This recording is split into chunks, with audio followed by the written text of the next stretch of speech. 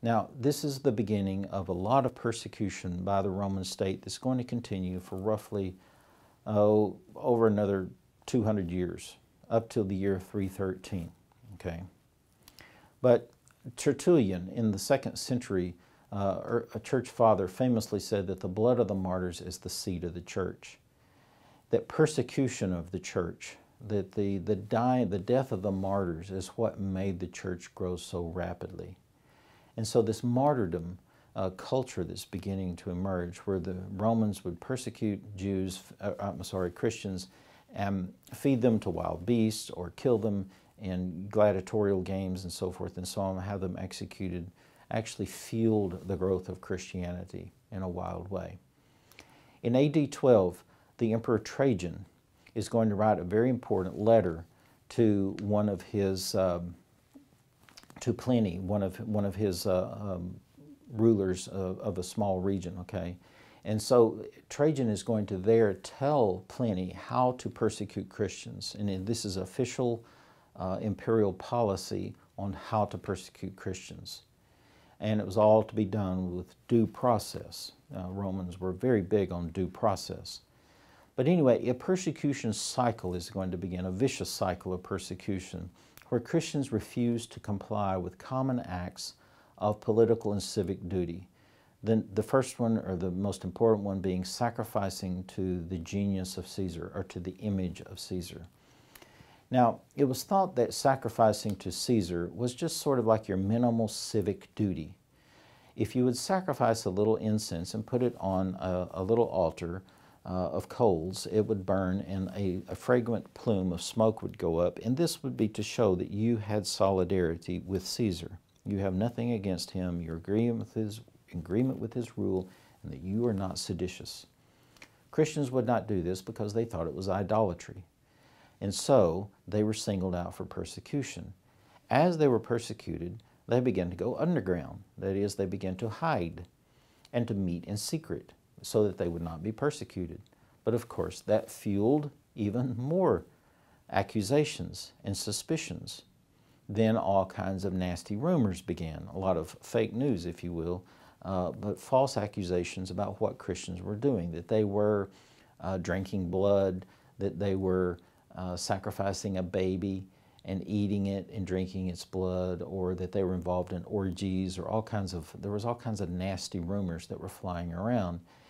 And so that made the Christians even more hated, because anytime something evil took place, like a famine, an earthquake, a tsunami, anything like that, it was the curse of the gods, according to most pagans. Well, why were the gods cursing people and wreaking havoc upon them? Because of the presence of the Christians, okay, who were doing these lewd things. And so Christians began to be hated and reviled. And this continues, like I said, for well over 2 centuries, a long, long time. Around the year 250, there was an emperor named Decius. And Decius was the Roman emperor in the middle of a very chaotic time for the Roman Empire. And he wants to reunite the empire and make it strong again. And so his goal is to get rid of all the Christians and to smoke them out through the use of a little instrument called the libellus. This was kind of like a little driver's license, if you will, but it was a little license that showed that you had sacrificed. So if you could not show such a license that you had sacrificed, then you would be given an opportunity to sacrifice to the genius of Caesar, and if you didn't, then you could be killed, okay, eventually, all right? And so this was a way to smoke out the Christians and to force them into compliance. Now, that was not entirely successful, but many Christians fell away, succumbed to persecution, and this created a whole kind of controversy within the Christian church itself.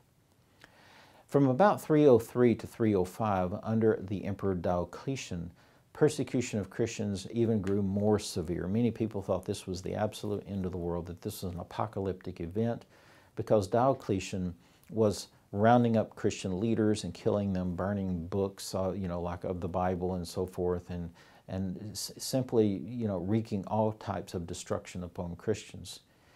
But it reached a feverish pitch then quickly subsided under two emperors named Galerius and Constantine.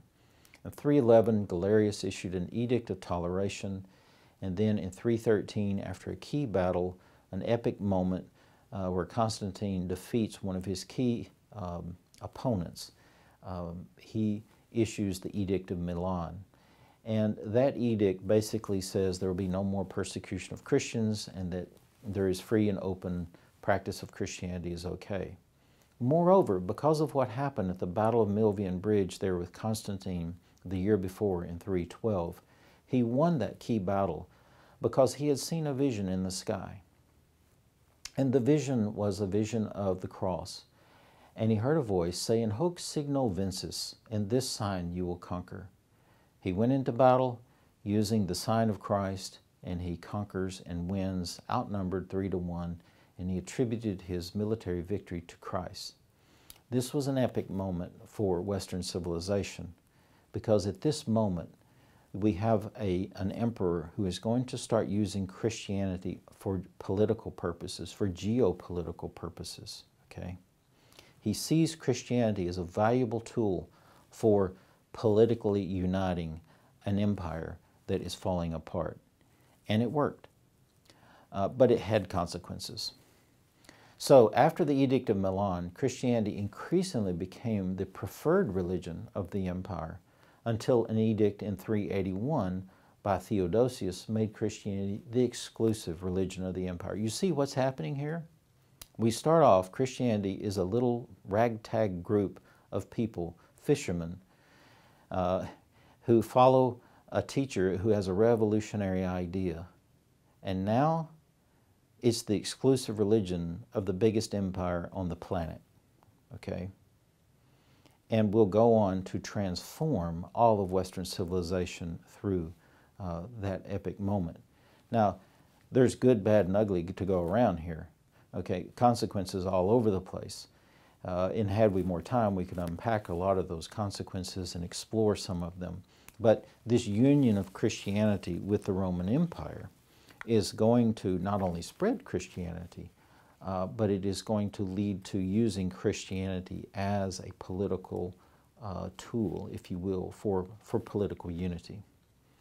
And it is going to bring all kinds of theological problems as well, but we don't have time to explore those.